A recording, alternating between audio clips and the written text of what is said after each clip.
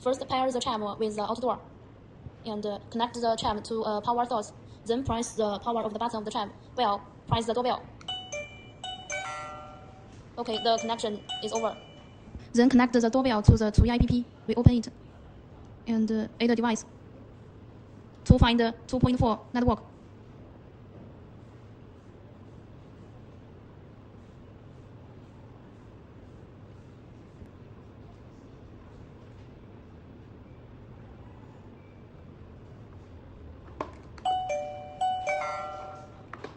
Now we have connected it.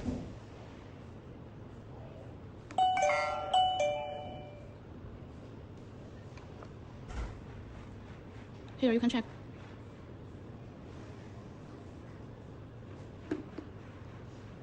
Hello? Hello? Installation is very also simple. Just stick the double-sided tape on the door. Just stick the double-sided tape on the door.